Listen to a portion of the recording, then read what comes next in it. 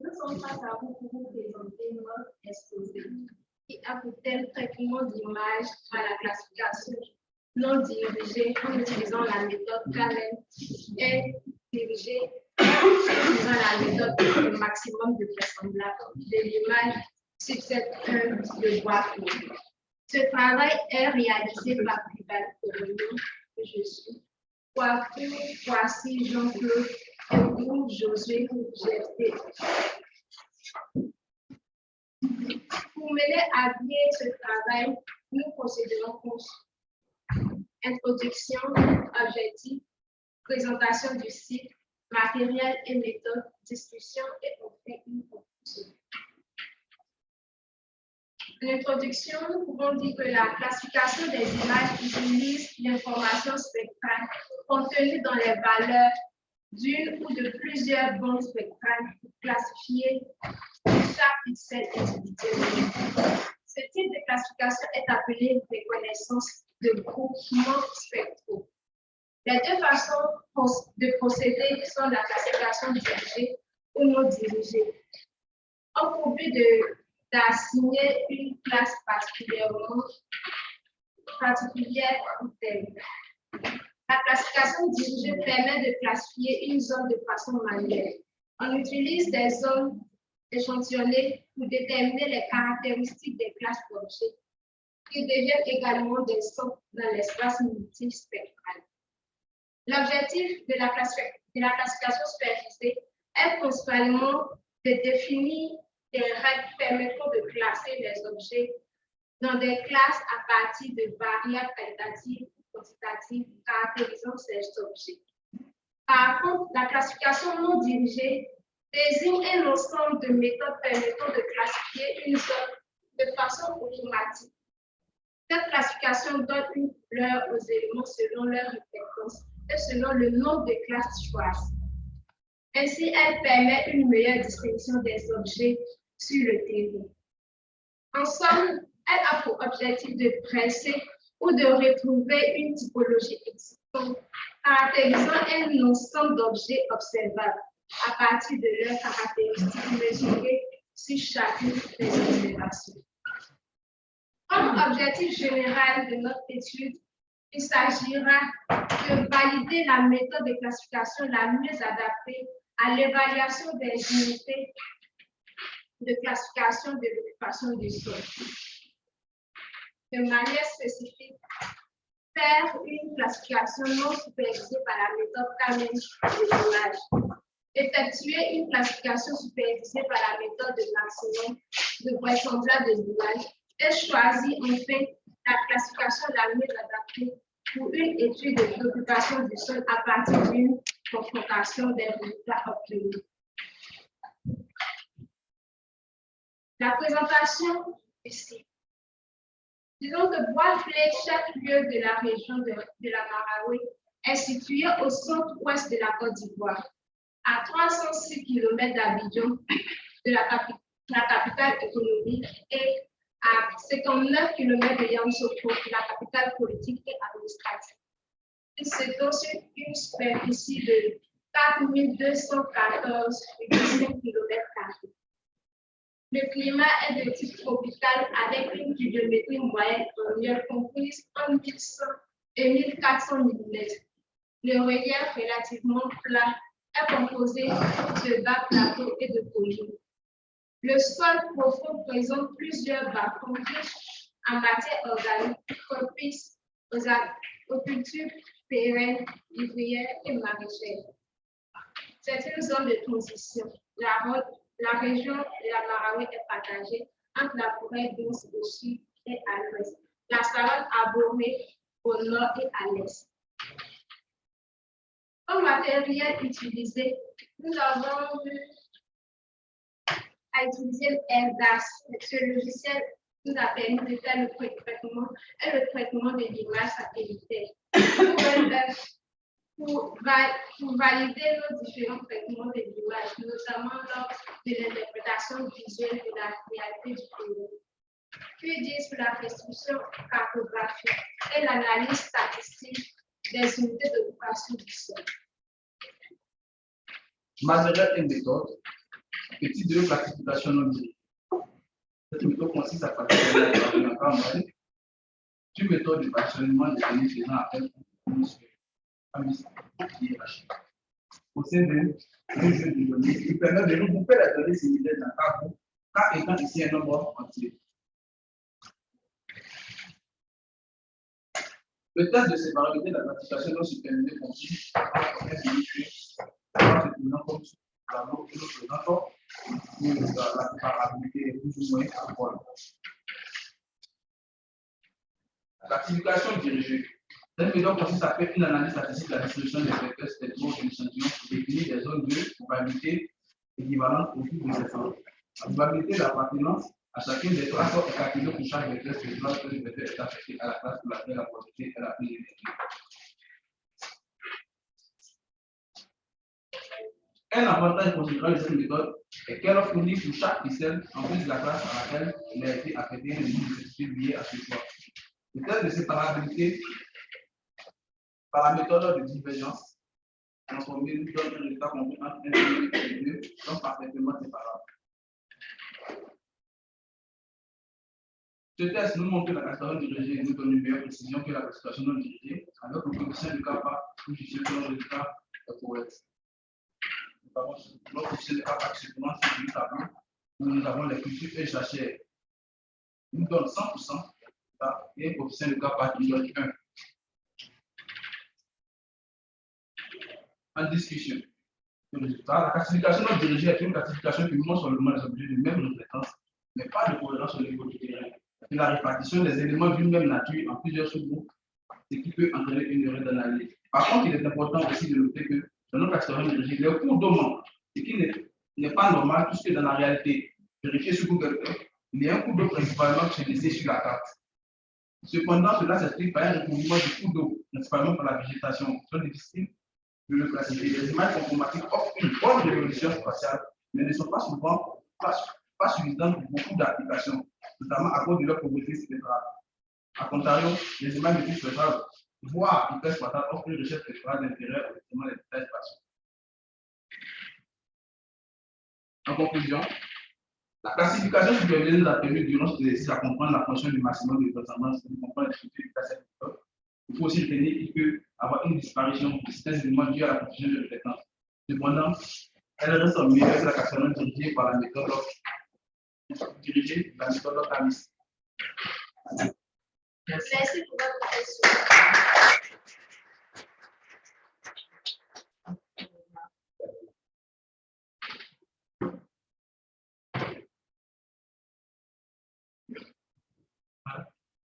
Oui, là. Tout d'abord, je tiens à remercier ce groupe pour leur présentation. Ce que je voulais apporter, c'est juste de la couleur concernant la visibilité des caractères utilisés. De loin, c'est vraiment difficile de pouvoir percevoir les caractères, des choses à revoir aussi. Dans l'ensemble, je pense que les musulmans sont bien ressortis. C'est juste ça que je voulais vous dire.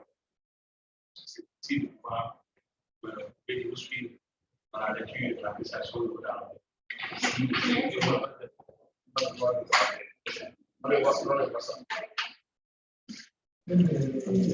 Pour rebondir, conseil pour tout le monde. Lorsque vous faites une présentation par PowerPoint, la plus petite taille de police, c'est 24. Ne prenez jamais moins que 24. Moins que 24, ça va être difficile à lire. Notamment le minimum, là, c'est. Et qu'est-ce qui nous emmène à lire? C'est vous qui nous emmènez à lire. Parce que quelqu'un qui présente et qui interagit avec son public n'oblige pas son public à lire. Vous ne nous regardez pas, vous êtes devant la chose. Nous, on fait quoi? On vous suit, on lit. Mais le problème, c'est que comme c'est petit, c'est là on va se rendre compte que c'est petit, on n'arrive pas à lire. Alors que si vous entretenez, non, c'est tellement captivant ce que vous dites qu'on n'a même pas besoin de lire ce que vous nous dites, toutes les informations sont là.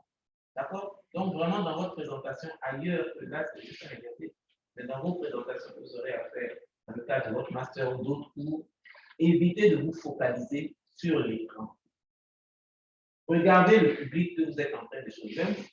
C'est-à-dire, moi, par exemple, quand je fais une présentation, je ne regarde jamais les gens.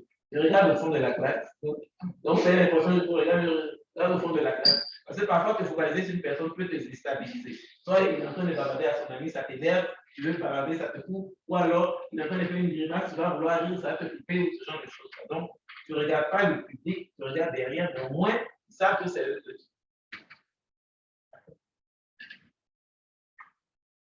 Autrement, le diapo, c'est celui qui n'a pas dit. Vous présentez matin, en 2007,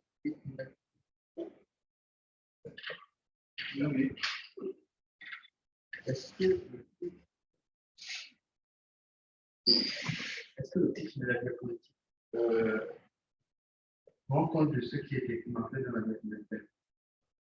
Adèle, les méthodes, ce n'est pas. Je pose la question. Adèle, les méthodes, c'est ce qui c'est pas un résultat, quoi. Ça, c'est un résultat. est le résultat.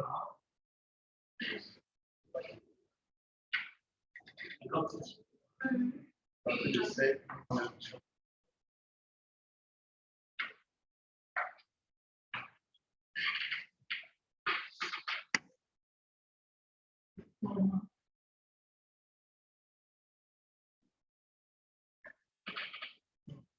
C'est un résultat. Hein.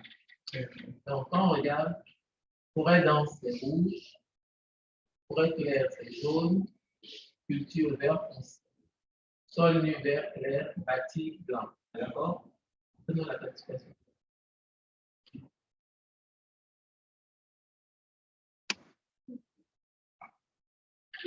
Oui, madame, on a compris le règle de lorsque vous avez commencé à interpréter. En fait, je me disais auparavant que lorsque vous faites la classification non supervisée, il fallait laisser la couleur, la fausse couleur que l'image vous donne.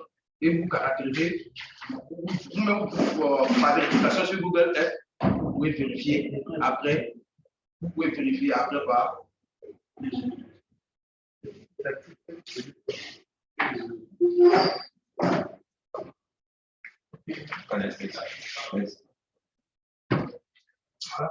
il fallait laisser la fausse couleur. La couleur, elle nous montre que vraiment là, c'est une couleur supervisée que non, ça a été fait automatiquement. C'est grâce à votre explication tout à l'heure que j'ai compris que non, c'est une erreur, il fallait qu'on dise la même chose. Comparer. Or, comparer, tu ne vas pas aller chercher. Bon, le vert là, c'était quoi là-bas? Et puis ici là, c'est rouge. Donc, c'est le rouge et le vert qui doivent comparer. Ah, le jaune là, c'était quoi? Ah, ici, c'est blanc. Il faut toujours garder. Au moins, comme ça, quand vous mettez les deux cartes l'une à côté de l'autre, vous voyez, est-ce que je retrouve les mêmes éléments aux mêmes endroits?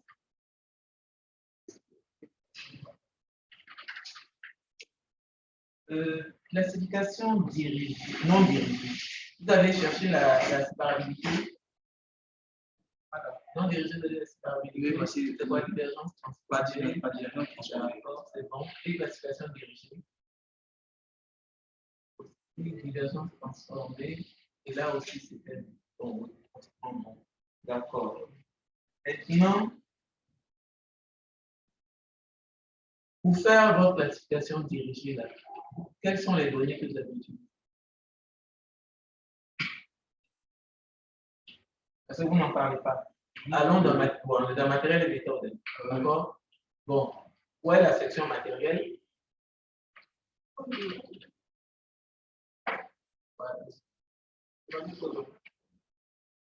Voilà. Voilà. Base, dans le centre de traitement, Google Earth, CKU. Ça veut dire quoi CKU là?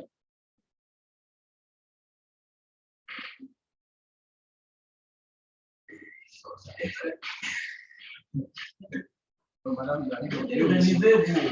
Relisez-vous. Si vous ne vous relisez pas là, ou au-delà de relisez-vous, faites relire par quelqu'un d'autre. Parce que parfois, à force d'être dedans, vous ne lisez plus, c'est votre esprit qui lit. Donc, lui, il sait le mot qu'il doit trouver là, et puis il zappe, il continue. Alors que quelqu'un d'autre va regarder, mais tu as oublié tel mot. Alors que toi, tu le lisais en pensant qu'il était là.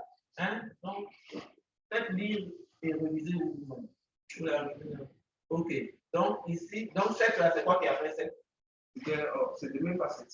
C'était quoi? C'était ce logiciel. Le logiciel, OK, a eu le mérite d'être utilisé pour la validation de nos différents traitements de l'image, notamment l'interprétation de charité. Donc, tu l'as utilisé comme validation. Oui, mais qu'est-ce que tu as utilisé comme référence? Non, c'est l'image. Hein? L'image, Mais c'est l'image que tu dois classifier. Donc, tu as besoin d'aide pour la classifier. Où tu as trouvé cette aide? Parce que tu faut une vérité terrain.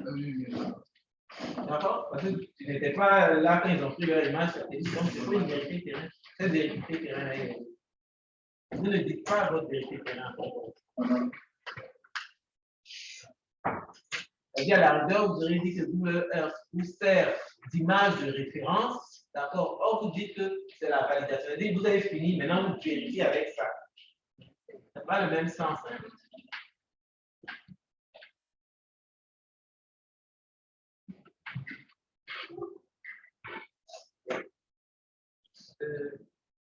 Remontrez-moi les éléments que vous avez présentés en classification dirigée. D'accord, ensuite, allons-y. Vous avez la matrice de compute. Regardez votre matrice de compute. Ça va être la même remarque qu'avec nos amis. Hein? De 100%. Hein? Mais quand on a ça, il faut aller vérifier que ce 100% là, c'est vrai. Ou en tout cas, pas que c'est vrai, disons que c'est réel. Pas que c'est vrai, mais disons que c'est réel. Parce que lui, ce robot-là, il a fait son affaire, c'est vrai pour lui. Mais est-ce que c'est réel? Puisque vous dites que votre image Google là, vous sert de validation. Donc, ça veut dire que normalement, vous prenez votre image Google Earth et puis ce que la classification a donné, et puis vous dites, est-ce que c'est ça? Or, vous ne le dites pas. Donc, vous ne validez pas les résultats que vous avez. Moi, je doute du 100%. Dans la discussion, nous avons mentionné que sur Google Earth, après comparaison, nous avons vu le cours d'eau. Pas de la même qui passe dessus sur la carte. Mais lorsque nous avons fait la classification dirigée, ce cours d'eau-là n'a pas pu être discriminé. Il n'a pas pu être discriminé parce que vous n'avez pas de vérité terrain. Or, vous ne pouvez pas faire une classification dirigée sans vérité terrain. Pour ça, je dis, vous auriez dû prendre l'image Google Earth comme vérité terrain, donc vous savez que vous avez de l'eau et vous vous débrouillez pour agrandir ou bien une étalisation de l'histogramme, vous arrangez que vous trouviez de faire de sorte à créer cette classe. Parce que dès que vous dites qu'il y a un problème avec une identification, c'est que votre vérité même vérité terrain ou vos références terrain là ont un souci. Parce que si vous me dites que vous classifiez que voilà les classes que vous devez identifier, vous ne pouvez plus me dire que mais il y a celle-là qui devait être identifiée, tu n'es pas vu, c'est faux. C'est que tu ne savais pas que cette classe existait. Donc, si elle existait, tu allais trouver des pixels, des choses d'entraînement pour la générer. D'accord? Ok, merci.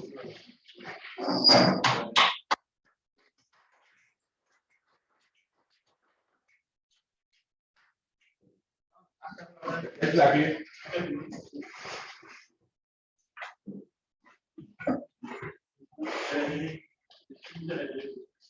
C'est la clé? C'est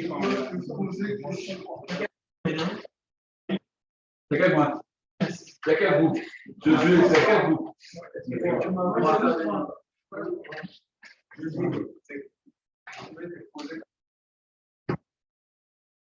Vous, j'ai et puis j'ai non. Quoi pour, quoi si et puis quoi n'est pas. Quand j'en sais pas, quoi si, quoi sans, et puis quoi mais et puis quoi?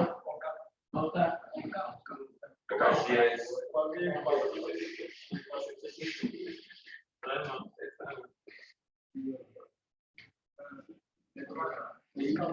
ça.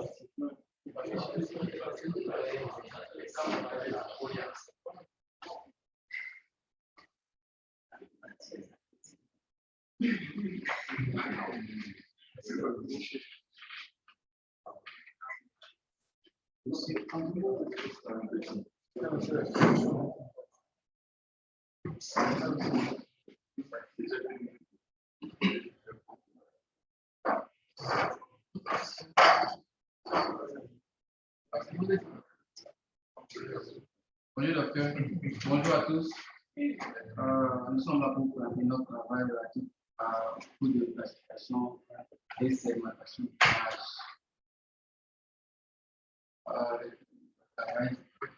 Le thème de notre travail est classification d'image par la méthode Cummings et parallélité.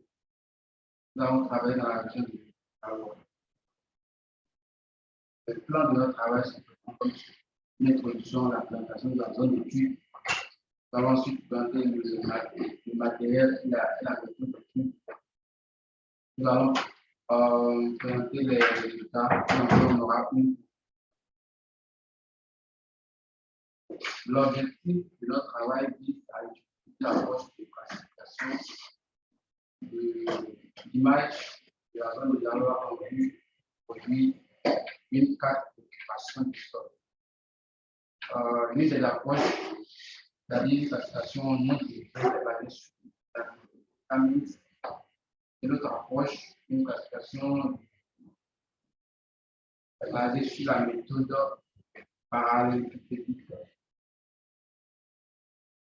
En introduction, on dit que le traitement d'image est un ensemble d'applications qui vont permettre de mettre en évidence la nature, la forme et diverses caractéristiques de l'aspect des paysages.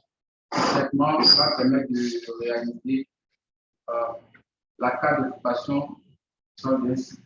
Cependant, il existe plusieurs fonctions de traitement des images. La classification numérique est un traitement des images qui utilise l'information spectrale contenue dans les valeurs d'une ou plusieurs bandes spectrales, classifiées chaque pixel individuellement.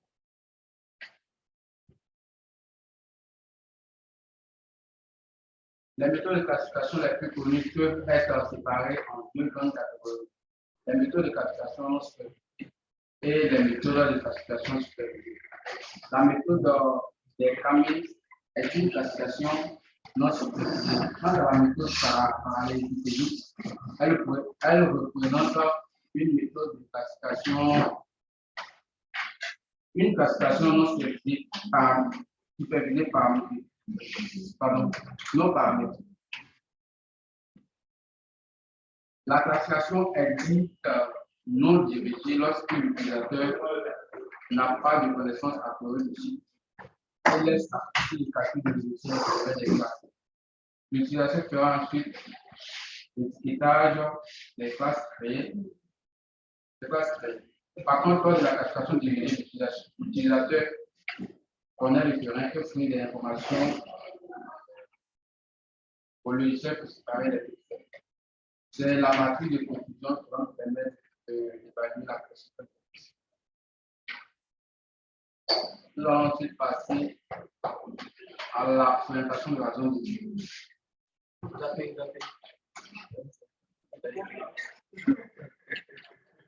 Pour les matériels et les méthodes, je vais laisser la place à Stéphane.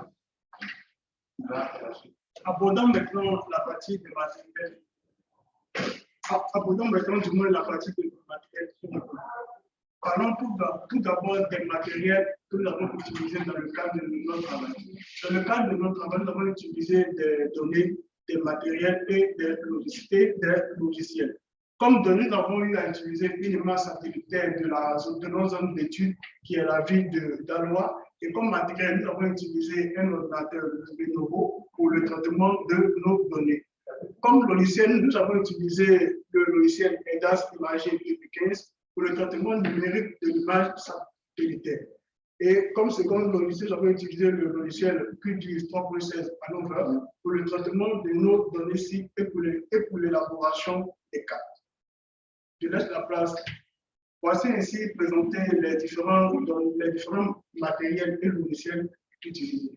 Je laisse la place à M. Kwasi Monkan pour la suite de la présentation.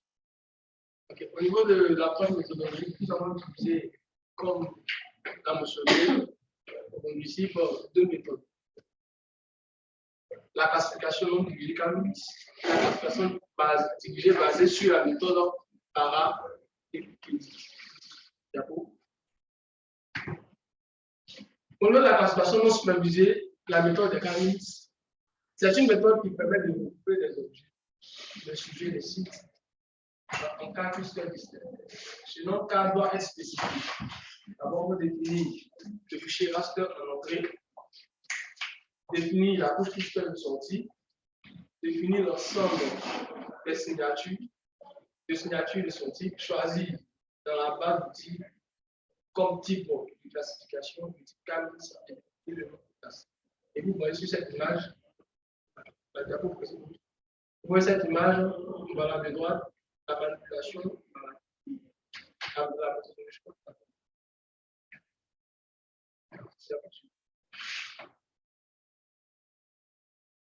au niveau de la table attributaire, cette partie est dédiée aux tâches suivantes. Affichage de la table attributaire, étiquetage des classes secrètes. Et voici la signature.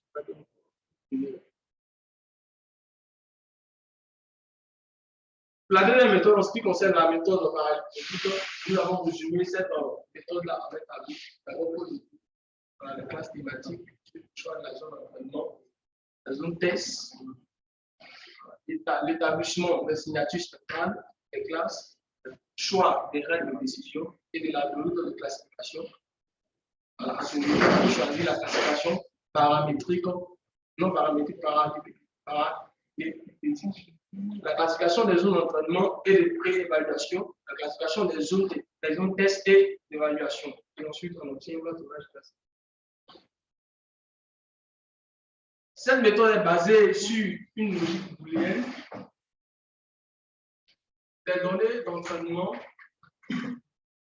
de bandes D spectrales sont utilisées pour effectuer la classification. Pour chaque classe lambda, on calcule le vecteur mu lambda, les différents vecteurs concernant la classe. Pour mu lambda représente le niveau de grille moyen des pixels de la classe lambda, donc la classe A.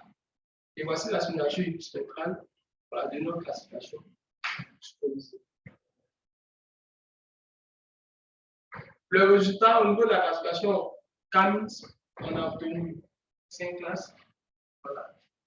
Vous voyez sur l'image de gauche. Au niveau de l'image de droite, nous voyons le tableau de séparabilité. Il parle de c'est comme ça, à 1,3.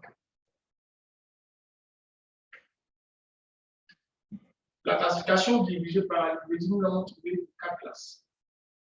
Et voici la table de séparabilité qui va de 1,9 voilà, à 1,180.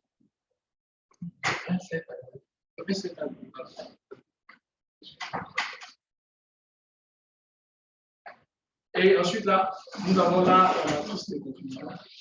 Voilà, qui montre un peu les joueurs de mission de cette vidéo. Vous voyez tout au niveau de la forêt. Voilà, nous avons les capitales.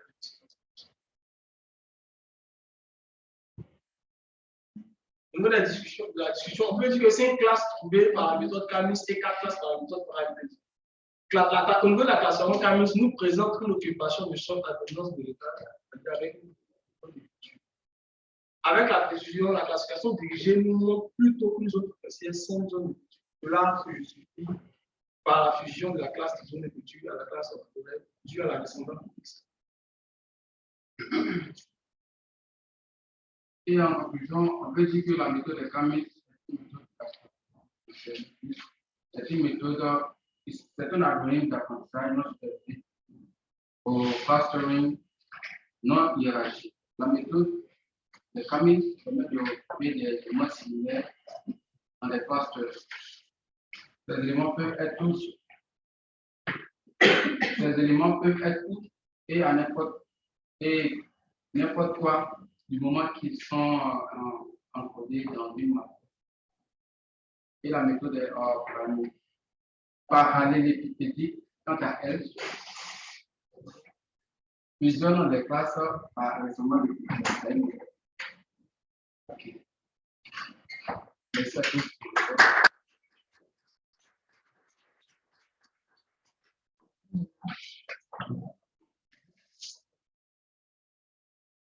Je tiens à féliciter mes collègues pour leur présence. C'est une série de questions. Allons-y à la question.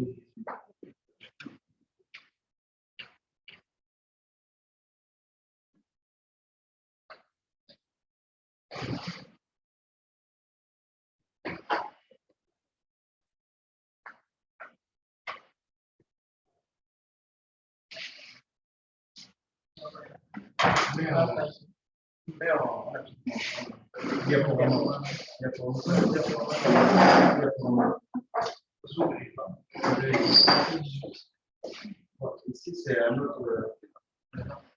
Non. Elle est faite de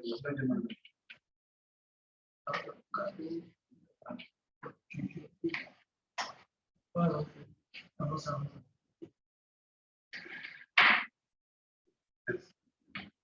Ici, c'est un autre. Voilà. C'est le tableau. C'est paramètre. Quel est le paramètre que vous avez utilisé pour étudier ces paramètres?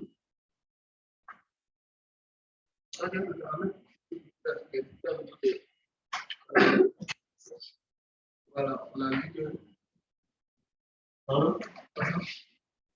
Quel est le paramètre que vous avez utilisé pour étudier ces paramètres? Du coup, on a vu différents paramètres, non? Mais vous, dans le cadre de votre exercice, vous utilisez lequel? On a utilisé l'officiel. Le paramètre de séparabilité.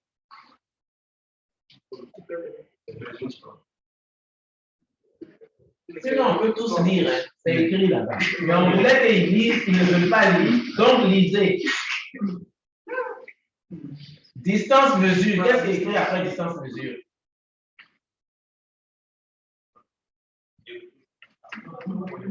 Non seulement ils ne voient pas, mais ils ne se rappellent pas ce qu'ils ont fait. Vous dites que. Non, je ne sais pas. Hein. Vous avez utilisé le paramètre divergence diaphragmatique. Quoi ça? Vous avez utilisé le paramètre de séparabilité diaphragmatique. Ce paramètre est défini par des formes zéro et 2. Et maintenant, lorsqu'on évalue pour séparabilité, qu'est-ce qu'on voit? Voilà, on va virgule 156. Là, ça n'est pas le niveau de la. Sachez que vous n'êtes pas les seuls à avoir travaillé sur cette zone. Parce qu'on peut trouver que certaines classes sont séparables. Et là, vous voyez qu'il y a des classes qui ne sont pas, qui ne sont pas séparables parce qu'en montrant des valeurs entre 1,2 et 1,6 qui est largement inférieur même à la moyenne. Alors là, il y a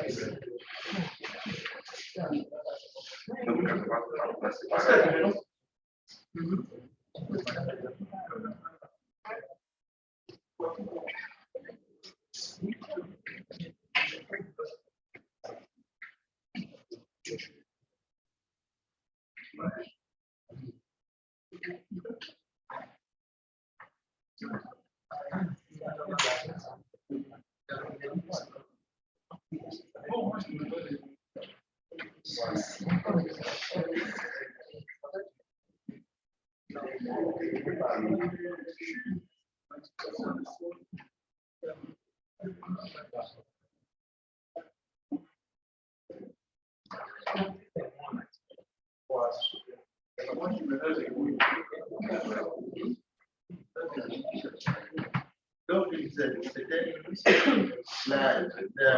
le paramètre qui est plus important que lorsque nous sommes à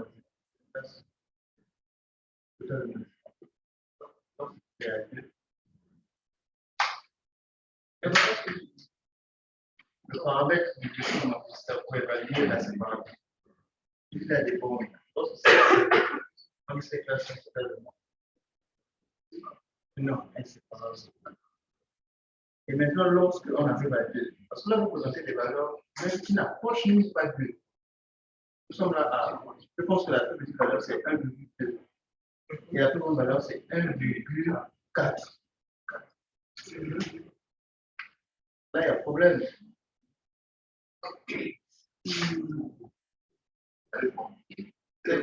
Non, est-ce que c'est.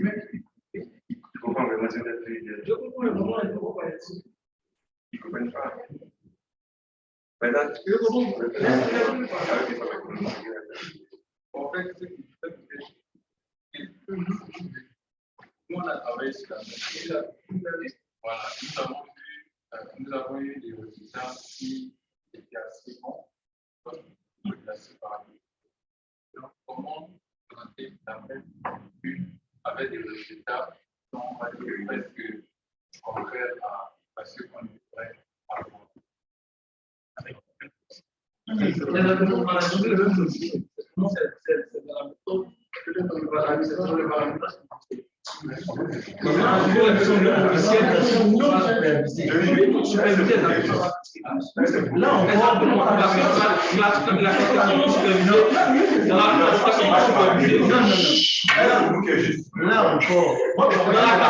on voit le logiciel de c'est à la suite de notre traitement fondamentaux. Vous dites que le logiciel, voici 5 classes. Vas-y, va. Qu'est-ce que lui fait? Le logiciel, vous le faites de 5 classes. Lui, quand il va au passage à l'OCL, il ne peut pas prendre ce genre de. Pourtant, est-ce que le logiciel nous a produit, s'il vous plaît? Déjà, est-ce que vous avez utilisé les mêmes images? les mêmes images. C'est les mêmes images, c'est la même méthode. C'est juste avec des erreurs près qu'on doit avoir. Non, pas avec des erreurs. Même il y a son secret qui est là. Deux personnes, il sait pourquoi il pose la question. Parce que je n'ai parlé au cours. Et quand je vous ai donné le travail, je vous ai dit attention, voilà comment il faut procéder. Et ils sont allés faire le contraire de ce que j'ai dit.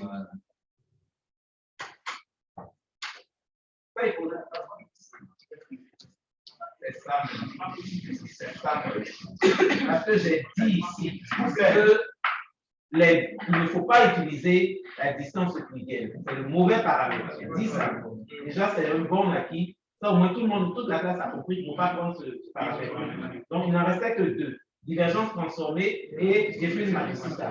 Dans diffuse Matsushita et divergence transformée, on a appliqué les deux à la même image, on ne retrouvait pas les mêmes valeurs. Je vous ai dit, attention, diffuse Matsushita, évitez-le, parce que lui, sa valeur maximum, là, c'est 404, pendant que en divergence transformée, il va vous trouver 2. Donc, c'est mieux d'appréhender la séparabilité avec la divergence transformée et non pas avec des diffuse Matsushita. En tout cas, pour Erdas. Ce n'est pas pour les autres. Mais pour Erdas, il vaut mieux prendre divergence transformée et non pas diffuse Matsushita. Donc, vous allez participer.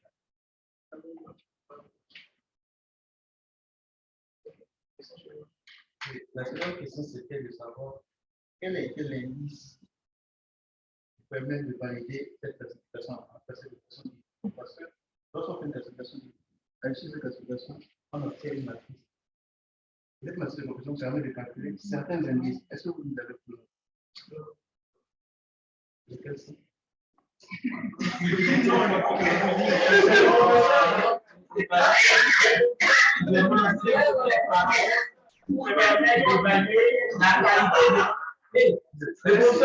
professeur Marc Durel vous demande quels sont les paramètres qui vous permettent d'évaluer la qualité de votre classification dirigée. Donc, vous d'abord les citer, puis maintenant vous allez dire où ils sont. Nous demandons si est-ce qu'on a présenté les indices. Vous avez présenté la matrice. Allons.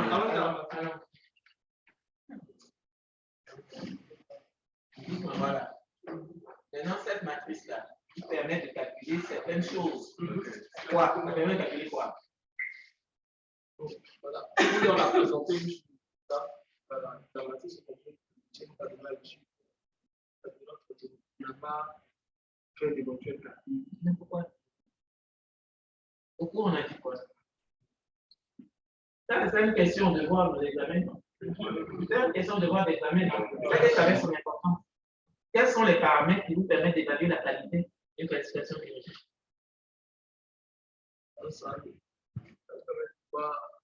J'écoute, toute la commission. Il y a quoi? Premier paramètre, c'est quoi? Position globale. Deuxième, position moyenne.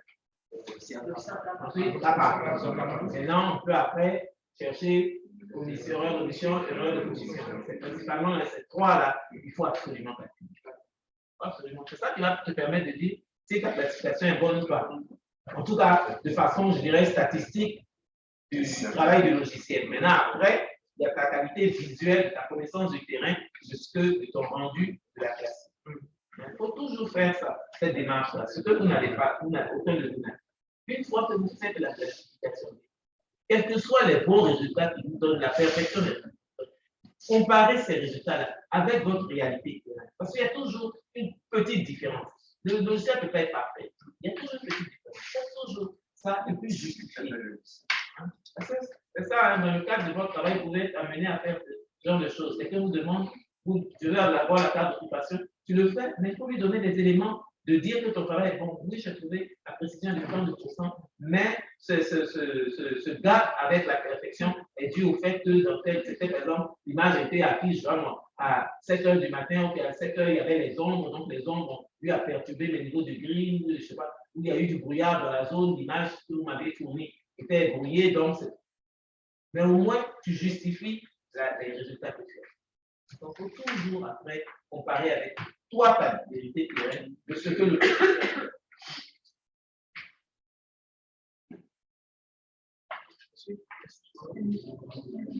Ah, une question. Je vais poser des questions. Oui, non, ce n'est pas une question, c'est juste apporter l'appréciation. C'est concernant l'utilisation des méthodes et puis aussi, quand on regarde l'expression avec les polices ont été variées, et puis il y a des erreurs, il y a des coquilles de mots. Il ne faut pas la prochaine fois. C'est pas la peine. Matrice, c'est en anglais qu'on met.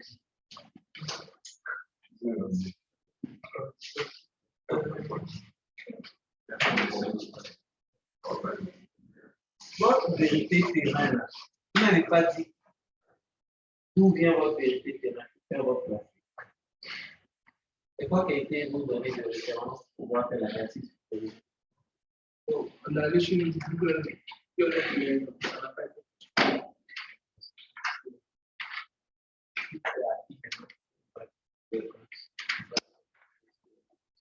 Le travail que vous m'avez donné, il n'y a pas la mathématique. Il y a calcul de travail en commun. Beaucoup de choses. Et comme a signalé l'autre ami, il y a les polices qui sont différentes, donc il y a la taille même des polices qui va arriver. Et lorsque vous mettez un titre, vous ne mettez pas en parenthèse ce qui va rentrer dans le paragraphe, dans ce paragraphe-là. Et donc, mettez matériel en parenthèse de leur rôle. Donc, matériel, vous les cite ici. Si leur rôle, vous n'avez pas besoin de préciser. Ok. On a d'autres questions. Merci.